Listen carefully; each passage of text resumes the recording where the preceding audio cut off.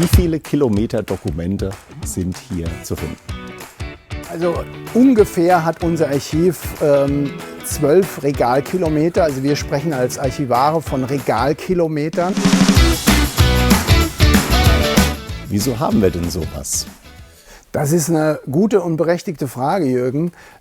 Ich glaube, der Grund ist, dass wir in unserer 151-jährigen Geschichte wirklich ein Langzeitgedächtnis brauchen, das uns wirklich erlaubt, auf geschäftliche Dinge zurückzublicken, die bis in die Anfangszeit der Bank zurückgehen. Und das sind viele Geschäfte dabei, die wirklich von nationaler, sogar internationaler Bedeutung sind. Und das ist auch der Grund, weshalb seit 2019 dieses Archiv auf der Liste nationalen Kulturguts steht. Die Summe aller Erfahrungen macht einen Menschen aus. Das wäre dann vergleichbar die DNA der Bank? Das kann man durchaus sagen. Natürlich, man ist geprägt durch das, was man in seiner eigenen Geschichte individuell, aber auch als Unternehmen durchlaufen hat.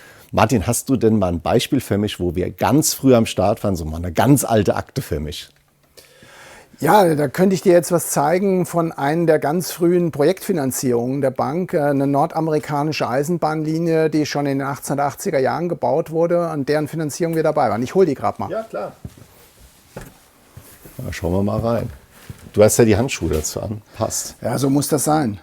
Amerika.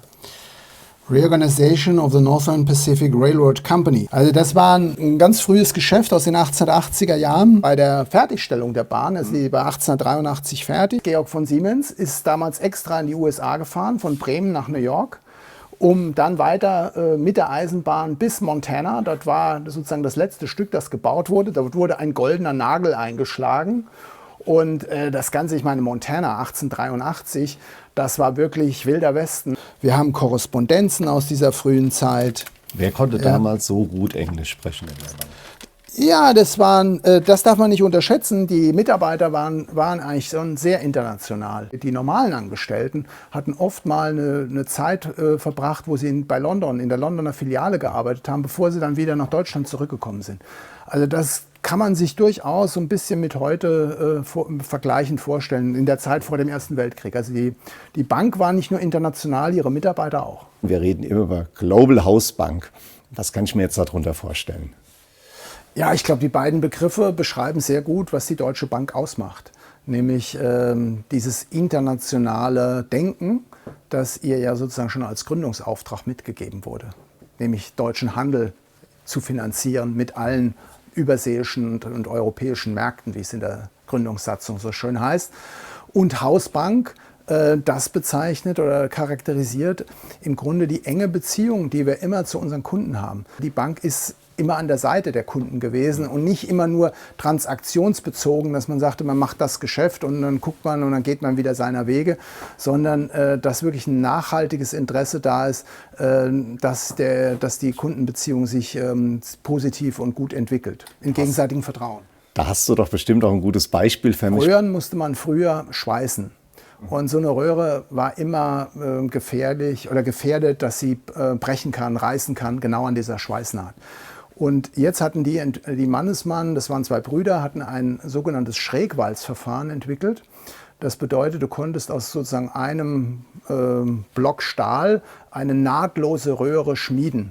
Die Aktieneinführung im Jahr 1890, wo dann hier berücksichtigt wurde, wie beispielsweise die Patente, die Brüder eingebracht haben, in die Gesellschaft zu bewerten ist. Nur stellte sich dann heraus, das Verfahren, die Technik war noch nicht ganz ausgereift, noch nicht marktfähig. Und jetzt hat die Bank wirklich, man kann sagen, über 10 Jahre den langen Atem gehabt, das Unternehmen so lange zu begleiten, so lange mit dem notwendigen Kapital auch immer wieder zu versorgen, bis die Technik so weit war, dass sie am Markt eingeführt und platziert werden konnte und dann auch sehr, sehr erfolgreich war, international erfolgreich war.